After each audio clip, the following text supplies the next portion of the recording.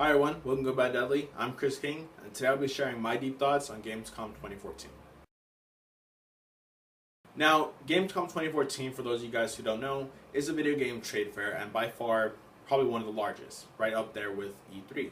So it's actually something that's really quickly overtaking E3. It's about 400,000 people in attendance since 2013 and 2012. So it's growing, and it's growing really like an explosion kind of thing. So enormous amount of people go, and it's such an important factor because this is your conference to dedicate it to the European market. The European market is very important and crucial to video games and to media in general. It's always a tipping point market. So the American market is usually the one that will kind of come in loads and with big groups of people to kind of set that price tag for the movies and games and stuff so you can make your money back. The European market is a market that's going to tip it over in scales because that's the one that's going to come in a different kind of form of group who are going to be either earlier adopters or later adopters who are going to get this game and kind of spread the word along the European market. So it's a very crucial market. That's the one that's going to be the tipping point and really going to allow you to just kind of make this a big worldwide splash with your game or console.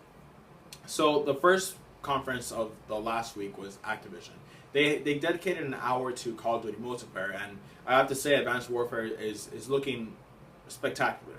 I think that the multiplayer reveal itself was, obviously really, really scripted. It was a little bit annoying at times because you had just these really big events of the person just kind of standing there with a gun, and no one does that in Call of Duty especially. So really scripted for my taste, but that being said, the gameplay itself is really refreshing because I think I'm part of that group and proud of this group of people who love Call of Duty on those older generations, and I mean even before the Xbox 360 and PS3. So those early adopters of Call of Duty 1 through 3 who really saw potential in this game, and when Call of Duty 4 it just opened the doors and really changed the game industry, for the better, I guess you could say, or for the worse if you're not a fan of Call of Duty. So ever since Call of Duty 4, I firmly believe every single iteration has been just a fail. If not flat, it's just really boring to me. So it's extremely repetitive and was need of a refreshing point. Ghost did not do that. I know it was like the best-selling game on PS4 and I believe Xbox One, but it definitely did not do that. It was not really a well-received game as far as, when you kind of throw it out there. But Advanced Warfare is something that's been catching everyone's eyes because it's different. Of course, Call of Duty goes by that kind of famous motto of if it's not broken, don't fix it. But you have to realize that after 6 years of just in a row of pushing out these games that are just mapped differently and skinned differently, you needed something to really shake things up. So Sledgehammer Games obviously really did that, and they are learning from all these other games that are coming out, such as Destiny and Titanfall, and all these kind of vertical games. So they're adding this exoskeleton, of course, which we all know about. So with the multiplayer, you got to see that in action. You have to see how some of these multiplayer maps are going to be much more vertical, and I'm hoping that they can add that to some of these older maps from like Call of Duty 4 or what have you. So that being said, it looks awesome. The multiplayer event is very long; it's about an hour. So if you don't want too much oversaturation, don't watch it. But just being said, I think it's a game to be excited for. I'm excited that they're finally hitting the refresh button on Call of Duty. Now moving on to our first big giant of Gamescom, Xbox. Xbox started off this conference with just kind of coming out and saying that they were humbled by this past year, and obviously having to go from 2012 and 2013 and just flipping the entire company on its head because so many layoffs, so many different changes, so many takeaways from the Xbox One, so many different kind of methods they had to approach the user base, right? So we had to see a conference that forgot Xbox 360 and forgot Kinect. So now we have the console itself. And what are they pushing out? They're pushing out games. A lot of games, and they're pushing out they still can't get over the whole TV thing. They're not ready to let that go yet. So let's see what kind of stuff they did. So I have some notes here. It was a very long conference, so I just kind of jot down what I thought was really important and what kind of stood out to me in this conference. So we're going to start with the console itself and the hardware news. So the first big thing, of course, is, I think, at least my opinion, is the bundles. They showed off these bundles really early on. For the European market specifically, they got a FIFA bundle, which is, like I said, very important. FIFA is massive in that whole European market, so I thought it was a really genius idea. Bundle up your console with FIFA 15. So I think it's going to sell really well over there, of course. Then you have also the Sunset Overdrive bundle. Sunset Overdrive bundle, it looks really pretty. It's a white fully out white console. I don't think that this is the game to bundle the Xbox One with. I don't necessarily think that this is going to allow that kind of value of whatever the price tag was. I can't remember if it was $400 $500, but that white Xbox One itself looks really sleek. It looks really awesome, and the controller itself looks really incredible. But Sunset Overdrive, I'm really excited for this game. I think that Xbox users, you know, especially for those of you Xbox users who have not touched Insomniac games, definitely try it out. Insomniac is one of the just one of the most creative developers out there, so their games are really always top notch. But Sunset Overdrive, to me, it's not screaming out a $60 price tag. For whatever reason it is, I just can't really put my finger on it, but it has to do with the gameplay mechanics as a whole and their whole kind of marketing behind it. I hated the new teaser that they showed. It was really in your face, like, oh yeah, we're so gritty and edgy and stuff, and as they feel like, yeah, we really know what you guys want and think. And the first other trailers were incredible, but this specific one, not really a trailer for me. It was a little bit too much hitting the joke on its head and just kind of really too apparent to, you know, not really show off the value of the game. I would have liked to see a little more customization, or, you know, how is this going to be connected to the whole Xbox, you know, atmosphere with, you know, servers and friends. Is there anything you can do with multiplayer, any co-op, whatever it is. So I would have liked to see a little bit more of that. But those two bundles are really, you know, kind of nice deals. The third one I really want to talk about for just a little bit is the Advanced Warfare bundle. Going off of this whole Call of Duty thing I was talking about, the Advanced Warfare bundle is really interesting thing because a lot of other outlets that are reporting on Gamescom are overlooking the fact that this is the first 1 terabyte model of this whole console generation. And it's a very important thing for me because when the PS4 and Xbox One were coming out, I was saying to a lot of people, it has to be a 1 terabyte hard drive. It has to be. Because what's going to end up happening is you had games on the PS3 at around the end of the life cycle that were hitting, you know, 25 gigs, 30 gigs. And I was like, by the PS4, we're going to see 50 gigabyte games, at least if you want to download them, right? Now that the PS4 and Xbox One downloads every single game to the hard drive, our rooms are taken up like really quickly. If you have an external hard drive, you know, that's a great thing. But we needed to see these consoles at a really good value with 1 terabyte models. So the 1 terabyte Advanced Warfare model is $500. This comes with a digital version of Advanced Warfare. Do I think it's worth the price? Yes. Do I think it's worth the overall look of the Advanced Warfare? If you're a fan of Call of Duty, sure. But the most interesting to me, like I said, is the 1 terabyte model. It's really expensive without the Connect because it's still $500, but the 1 terabyte model, I think it's a really good move on Xbox parts. They actually are thinking about how can we improve this market of these video game consoles, because obviously they're a little bit behind the PS4, and we'll get to that in a little second. So the next kind of bigger news to come out are, of course, the games. I want to talk a little bit about before we get to the whole exclusivity drama is the whole beta. The whole beta kind of thing. Obviously, these betas are coming out, and they're really expansive betas. The first one, of course, being from Halo 5. We knew that from last year that it would be bundled up with the Halo Master Chief Collection. Really cool thing. I think a lot of people are going to love it. It looks obviously fantastic. The Fable Legends multiplayer beta is coming out this fall. Not really for me specifically, but I think that the asynchronous multiplayer is really interesting version and take on the Fable franchise. Hopefully it'll be a good refresh for that series. I like to see it go in a much different direction. Hopefully I'll be able to jump in at some point. The Evolve beta is really interesting to me because Evolve was just recently delayed about a few weeks ago until 2015. I think this beta should have came out this fall. I don't believe that the Evolve delay is because of technical reasons. I don't believe that they want to polish it up or what have you. I don't really believe that. I think that the fact that we're oversaturated with October and November with like 30 Assassin's Creed games, a Battlefield game, sorry, got delayed as well. Call of Duty, you have, you know, Destiny coming out next month. You have all these really big shooters and all these really big action adventure games. Evolve doesn't really have a place for it. It's something that's going to be able to have to push back. You have Shadows of Mordor and stuff, a really big, massive RPG that's going to take up a lot of time. So I believe the delay was a good idea. I believe the delay is going to allow them to flesh out the game a little bit more and allow that kind of stuff. But I do think that they had a miss with this opportunity. The beta should have been out this year. I think it would have attracted a lot more consumers and customers to pre-order that game for early spring next year.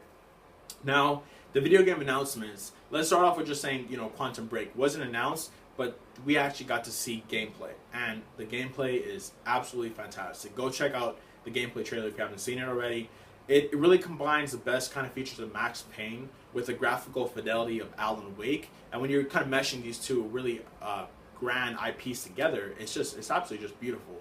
when you take the whole time mechanic and throw it in, which is a mechanic that really is underutilized in games, overutilized in movies, underutilized in games, it really works fantastic. You know, I can't really say enough about this game. I think that it's going to be probably the star of Xbox this year as far as any other game goes. I think that this is their key, and they should push it into a franchise if possible. It's looking really, really well. We'll get to see hopefully at some point, maybe with the beta or demo of how this kind of game actually holds up. Now, the other kind of bigger news is, of course, they had Rise of the Tomb Raider. So I want to get to this thing because it's a really funny concept, the whole exclusivity thing, and how everyone just got so much backlash thrown at Xbox and so much backlash thrown at Square Enix and, you know, all these other whatever kind of people involved. So the Tomb Raider franchise, of course, something that, you know, started off in PC, but it really found its home on PlayStation platforms. I don't believe, as, you know, both a fan of both consoles, that, you know, it's held to any one console. It's never been a Sony exclusive. I think it's really good to go multi-platform for that specific franchise. But the Xbox, you know, exclusivity kind of thing is a really interesting concept because obviously these platforms, they're looking for exclusivities. I do believe that exclusivities are good for business. They're of course not really great for consumers, but they are good for business because you want to differentiate yourself in the market. We have 3 consoles, okay? 3 consoles. That's a lot of money to put down if you want all 3, you know, consoles and whatever games they bring. So you have to bring exclusives to your side to kind of give value to that console. And of course, Xbox is in desperate need. I've always said this before, Xbox does not have good exclusives. They just, frankly, they don't. They have 2 big IPs that, you know, me and close friends are supporters of, which is Gears and Halo. Those are 2 franchises that are really, you know, bound to have a good home on Xbox. And of course, you know, some of these other third-party games, a lot of people do prefer them on Xbox, which is great. But Tomb Raider is interesting because it's a really hot franchise right now. The last Tomb Raider reboot did amazingly well. They came out with the definitive edition, which is really well because they touched it up a lot better. And then the reveal they had at E3, which is amazing trailer. But now with this whole window, they kind of just punched themselves in the stomach. Maybe it could have been the wrong time to announce it. Maybe it was the method and the way they announced it. And probably, I think the biggest reason, because they were not honest from the beginning. They should have said, this is a timed exclusive. It is not exclusive to Xbox One. It will never be an exclusive to Xbox One. But it's a timed exclusive to Xbox One. Sony fans, you know, you guys will get the game, of course. I think that it's a game that you can wait for. I don't think we need it at this point because, remember, we have Uncharted coming out next year. So those 2 games in hand, you don't want them at the same time anyway. So I think if there's a good time window between Tomb Raider and Uncharted, it's a really good opportunity for Square Enix to kind of throw in, you know, something kind of related to that, and they can really push them out in a different window. So that way you'll have time to play both games. The bigger thing to come out also was Ori and the Blind Forest. They showed a new trailer. This game looks really cool. I don't think it needed as much time as it spent on it, but it's always looking really good, of course. And the other kind of bigger thing, of course, was some of these Xbox ID games. Super Hot. They showed Goat Simulator. They showed Smite. They showed Dungeon of the Endless and Ori the Blind Forest. These are all games that, you know, they're interesting. They kind of look, you know, gameplay mechanic wise, they're kind of fun, I guess you could say. None of them really caught my attention besides Ori the Blind Forest, of course. But the Xbox ID, it's, you know, it's a program that I guess is just kind of in its first steps. So, you know, hopefully they'll be able to kind of pull out something that is really, you know, fantastic. Below looks to be like the one who's going to really push that kind of platform forward. The last big news for the Xbox conference, of course, was Halo and the Master Chief Collection. So the Master Chief Collection, of course, is coming out this fall, and I think it's obviously a fantastic bundle, especially at $60. So you get, you know, all the 4 games, and I think it's perfect timing to have those 4 games to play them over the next year before Halo 5 comes out. You also get the beta. The games they showed off, the maps, look really great. They were remastered, 1080p, 60 frames per second, which is a really good thing in a first-person shooter. So I think it's a really good idea. As I said, Halo 5 looks to be like it's going to be a really good game. But the one thing I want to talk about also is the Halo channel. It was, priorly it was going to be known as Halo Waypoint, but notice how they named it as Halo Channel, especially after the whole closing of Entertainment Studios. Halo Channel, it does really pull back that they got over Connect, they got over their restrictions and stuff, but they have not gone over the TV. The Xbox One is still a platform for the television. They still want you connected to your television, and it's in the name, the Halo Channel. I think it should have been called Halo Waypoint. I think it's a little bit more of a rallying point for all your Halo and Xbox fans to really come together and just kind of love like the Halo franchise as a whole. I do think everything they showed off was really innovative. I think it's a really good hub for Halo stuff. But as I said, I think that the marketing behind it, the Halo channel, it doesn't really like sound nice. I think it could have been called like, you know, Master Chief's whatever, something. But the Halo Waypoint, I think, would be a really good name for that. Overall, Xbox had an amazing conference. I think that they have a lot of potential moving forward. But I think that in ways they could have improved was, why didn't they show off a little bit more of Phantom Dust? Why didn't they show off a little bit more of that one game with the dragons and stuff, that, you know, Scalebound, that game?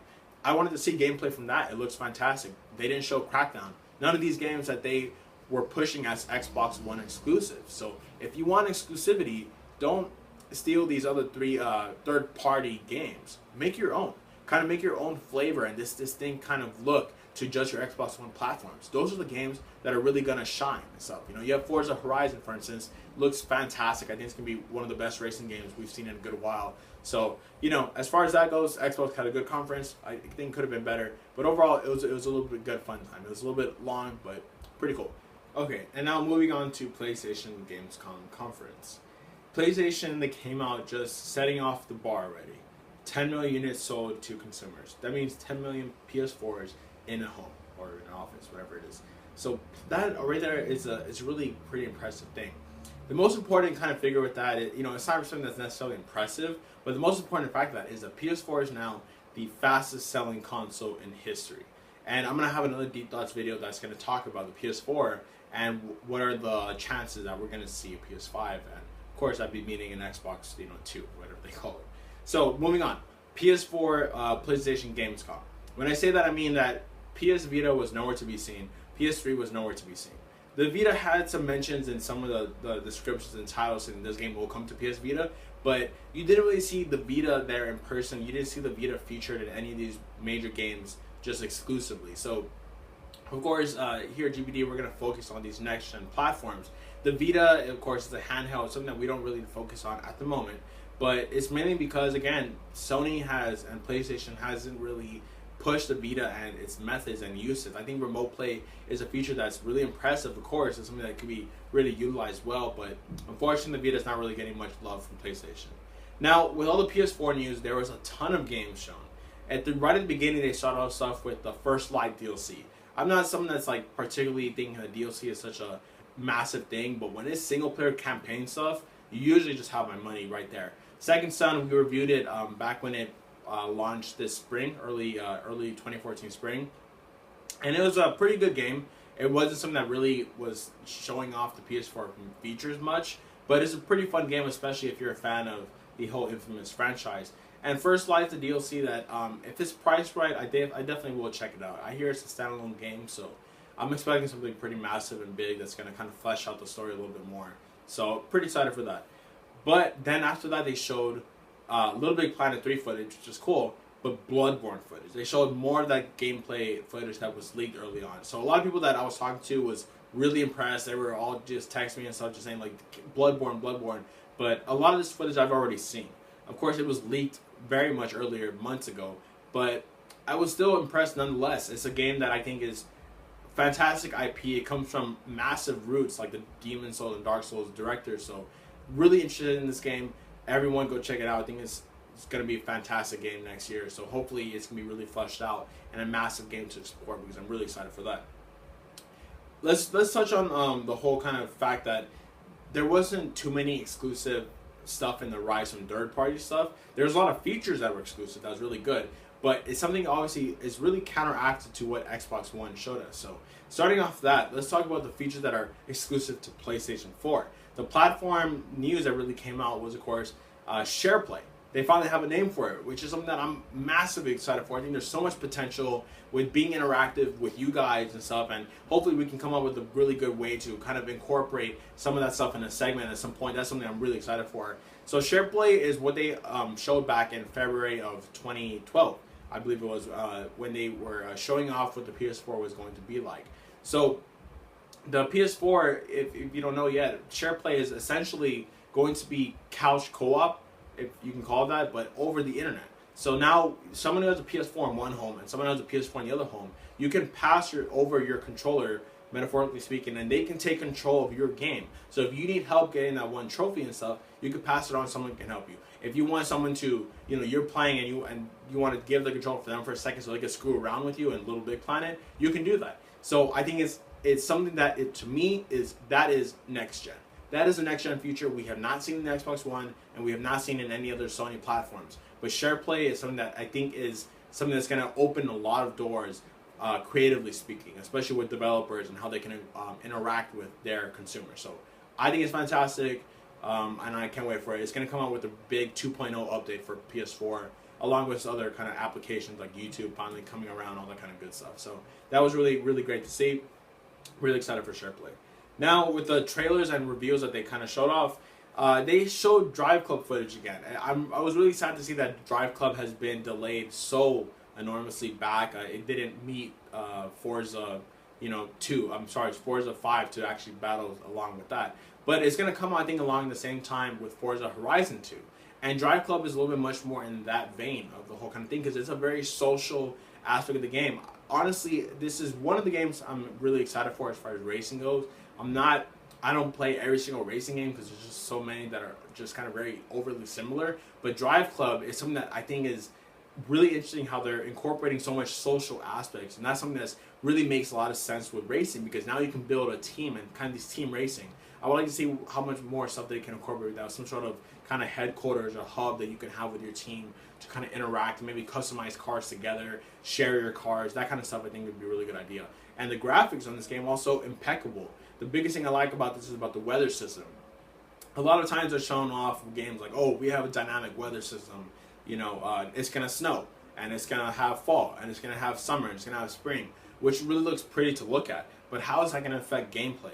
Drive Club is one of those games that the weather system is going to actually be dynamic. When it's rainy, the streets are going to get slicked. Not only can you see every individual single droplet of water that's going to make a splash, but the road is going to be slick, so driving will be much more sleeker, much more difficult to maneuver around. I want to see if they can throw in snow, like how will that affect your tire traction, all that kind of stuff. I think is a really great idea for Drive Club and how it's going to differentiate from all these other racing games that are going to be coming out. So really good stuff that they showed off there. As I said, Infamous had the first light trailer, which was really impressive and stuff. You got to play a lot much more fetch. Shadow of Mordor, Destiny, and I believe it was also Far Cry 4. Those three games they showed off in a group together, and I love how at the end of it they kind of grouped them together and said, these three games are going to do this. So these three games are going to have exclusive content for the PS4. As I said earlier with the Xbox briefing, these consoles need stuff that is going to differentiate them from the whole entire market as a whole. We have three consoles, three big platforms, three big developers pushing content behind it. So you need something that's going to differentiate. The Shadows of Mordor stuff is just kind of getting access to certain weapons or maps and stuff. The Destiny stuff is much more expensive than that. You're going to have armor, weapons that are exclusive. The DLC, I believe, is going to come first to PS4, except the expansion packs are going to come out simultaneously on both. But having those stuff at your conference is what's going to kind of differentiate you from everyone else, and it's going to really boost up that market stuff, and of course, it's going to add value to your system. So all these things were really impressive about the Far Cry 4 stuff was really, really what caught my eye, because especially obviously co-op. I had someone already during that kind of video that they're showing, like, I'm claiming all 10 of your keys right away. So the Far Cry 4 stuff, if you haven't seen already, it's called the Keys to Karat. And this is something that they touched on at E3 earlier, but now they have a name for it and everything. Essentially, with these 10 keys, I believe you have 2 hours per key that you can give someone else who has a PS4, and they can play along with you for 10 hours. I think that's amazing. What better way is there to bring someone in by playing with you cooperatively in a game that's as hectic as Far Cry, and tell me that they're not going to get hooked on that game? Far Cry 3 is one of those games that if you pass the controller to someone else, immediately they can pick it up, they can have a lot of fun, they can explore. And now you can do that cooperatively in such an expansive open world game. Genius. Absolutely genius marketing by Ubisoft. That's why I think, in my opinion, they're one of the top developers ever, because they just bring out really impressive content. And it's really funny to see how now they're pushing in the co-op world with Rayman, Assassin's Creed Unity, Far Cry 4, and Division, all these cooperative games, and I think it's a really good look for them. Now, the biggest announcement that we actually got to see, let's start off with indie stuff. In Space We Brawl, No Man's Sky was absent actually. Media Molecule came out again with some Tearaway stuff, which they're not really indie stuff, but they were kind of during that kind of whole press conference thing. DayZ, the developers behind DayZ, which is notorious and really famous mod from PC games and stuff. So DayZ is coming to PS4. It's pretty impressive how, with that whole kind of console world stuff that we definitely do not condone here. Everyone is just welcome to play on their own platform and stuff. If you're a PC gamer, fantastic. If you're a console gamer, fantastic. Let's just kind of unify and just kind of have games together. That's just the biggest thing right there. You can have other platforms, you can have exclusive content and stuff, but it doesn't really matter what other platform you have. Have one, have two, have all three, have four, whatever it is. Just get out, enjoy your games. DayZ is something that's coming to platform on PS4 exclusive. Again, mind-blowing. It's actually stupendous on how fast they were able to switch that around with the PC release coming out soon. So really impressive stuff right there. Rime is one of those games that was coming into PS4, and they actually mentioned that it might be coming to Vita with Volume. Of course, these are all these indie games. Q Games came out, and they showed this really impressive, kind of really funny trailer called The Tomorrow Children. Immediately when I saw the artwork, I was like, this is so European. This is so like European propaganda from like 60s and 70s and before that, with the whole military look to it, the whole kind of you couldn't really depict what music it was from, like Polish or Scottish, whatever it was, but the music really worked with it. It was very European, this kind of game, and it just looked so fun, really crazy kind of stuff. But the biggest thing about it, the concept behind it is so original, and I love that. If we were doing those awards again for the original stuff, it would definitely go to that game because it's just absolutely so unique, so original. And then as far as this other game goes, I don't know if it's an indie game necessarily. It is an independently owned studio, Wild Sheep Studio.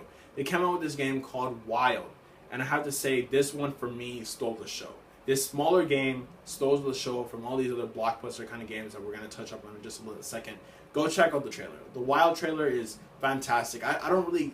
Some of these games, they have to just really wow me. They have to show both a cinematic and gameplay trailer to get me on board. This one had somewhere in between, like in-game footage of Wild. And, if you watch the trailer, take note of all the nuances that are in there, like with the skulls, the animals, and how they kind of relate to the human beings. I could have a video just on Wild alone. I'll try to wrap it up soon. Wild is one of those games that it just takes the best features of survival games and then all these kind of like really interactive games and just kind of mix them into one, because you can control animals, so they say. And then you have the human aspect where you can scavenge and you can hunt and you can survive. And also I love the fact that it's focused on nature. It's focused on nature, and that's not a game we have really seen yet since like The Frontier and Assassin's Creed 3 and Red Dead Redemption, where you're really like just kind of exploring this kind of world of like snow, or just exploring these woods and kind of figuring out what it is you have to do in this really massive world that they claim is the size of Europe. So getting to see that kind of stuff was really impressive, and I think it's going to be one of the best games like of that year. I think, at least for me specifically, will probably lose myself too, like over that whole year. So really game that I'm really excited for. Ninja Theory came out with this trailer that was also very just kind of unknown. We don't know necessarily what it is. It's called Hellblade, but it looks so much like Heavenly Sword. I expected that, with the movie coming out, in a couple years or whatever, that it was going to be a Heavenly Sword too. It looks like it. The artwork looks like it. Everything, kind of the motifs about it look like Heavenly Sword. Is called Hellblade, Heavenly Sword. So they're actually kind of, contradictory to each other. They kind of contemplate each other well. So, and obviously they're kind of opposite. So you have those kind of features, and hopefully it's going to control like Heavenly Sword and the new DMC. Really fantastic game to look forward to. So hopefully we get to see a little bit more of that, maybe at TGS, something like that. So other than that, I think one of the biggest ones that they were really kind of working on was Until Dawn. Obviously, Until Dawn was, if you've seen the Gamescom trailers that PlayStation revealed, they had all these kind of motifs of ice and blood and axes and someone in the background and stuff. So this was Until Dawn. We've known for a really long time now that Until Dawn was it just kind of went dark, so to say, and it kind of reemerged now. It's a PlayStation 4 exclusive. I have to say that this is one of those games, like, it's kind of really setting a new tone for PlayStation. I believe starting with The Last of Us, they've kind of really have focused a lot more on horror games. I think because they know that their platform running at 1080p 60 frames per second can really kind of push the boundaries for what we can expect from new horror games. This could be the new Resident Evil. This could be the new, not this game specifically, but this new generation of where we may get the new Resident Evil, franchise that's going to compete with that kind of stuff. We're seeing like Evil Within. We're seeing with Beyond Two Souls, Murder, Soul Suspect. A lot of these games that are going to focus on narrative and motion capture and capturing this kind of sense of suspense. I've been playing The Last of Us Remastered, so it's something like that it can really work really well if it's utilized well. The trailer and stuff for Until Dawn that they showed recently is absolutely fantastic. It's a game that it kind of puts you in the shoes of the person. That's something that you can't really experience on any other game. So go check that out. And the last one I'll probably leave you with is PT. This was one of those trailers as well that Alexander Void just texted me immediately, and he was just saying, have you checked out PT? Did you download the demo already? And I saw the footage and stuff. It's incredible. The thing that sold me personally is the fact that Hideo Kojima is going to be directing or producing. I don't know what he's going to be doing. Probably developing the game himself. And he's working with Guillermo del Toro. So that's fantastic in itself. Pretty much sold already on it. So if you go watch the trailer and stuff, not going to spoil anything for you, it's something that's just graphically, the fidelity is amazing. It looks like you're just watching a movie, or you're watching someone like capturing footage of them walking through a hallway. That's all I'm going to say about that. Go check it out. And of course, the PT is actually a name for a playable teaser or playable trailer. So it's actually going to be a reveal for Silent Hill. So if you can get to the end of it, it's going to be pretty fantastic. So everyone, that was our rundown, our deep thoughts on Gamescom 2014. The final trade show that we're really going to be covering is Tokyo Game Show 2014, which is going to be in September. So for Gamescom, something like I said, it's a really important market, the European market. It's really something that can be really utilized well and can open up a bunch of doors for both of these platforms and stuff. So hopefully, in the future, we'll get to see a little bit more reveals, more gameplay footage. There wasn't really a lot of gameplay footage. There's a lot of cinematic trailers. Both of these platforms did really well. A lot of everyone is going to want to know, in our opinion, who won. I wanted to say, Xbox at first, because coming right out of the Xbox conferences and then the Sony conference, immediately my initial thought was Xbox. But when I run down the list, there's only about 3 things that I was excited for, which is like the Evolve beta, the Tomb Raider exclusivity, which in a lot of people's eyes, people don't like. Me personally, it's kind of, it depends if you wanted to play the game. I'm not in a rush to play the game anyway, so it doesn't really matter to me. But that's pretty impressive, and the 1 terabyte model that a lot of the other outlets are going to outlook, but I think it's really something fantastic. But when I see the PlayStation conference, you had Bloodborne, you had Wild, you had SharePlay, you had like 10 different indie games. You had all these kind of features, and they hit it on every single market. So I'm gonna have to give it to PlayStation again. I just think that they're doing exactly what they need to be doing. They came out and said 10 million units. We know exactly what you guys want, and we're going to continue to improve this PlayStation 4 console for the next generation. So hopefully at Tokyo Game Show is something that I think that PlayStation, they've already come out and said they're going to have good game reveals. I want to see a deep down release date. I want to see Final Fantasy 15 time window or something. Maybe some Kingdom Hearts footage, something like that. Some more Japanese developers come back on board to the PlayStation family. And Xbox needs to make a big presence over there. They're about at 5 million units right now, so they're trailing behind PS4, something that I predicted from like a year or two before the PlayStation 4 actually released. So this is one of those shows that if they kind of treat it right, they can make a big, not a comeback per se, but they can definitely kind of catch up in the race. So let us know, guys, what are your opinions, what are your thoughts? Out of all these games from both platforms and conferences, what are you most excited for? What do you want to play, and what do you want to see us cover in the future? For everything else video game related, stay tuned to Good Bad Deadly.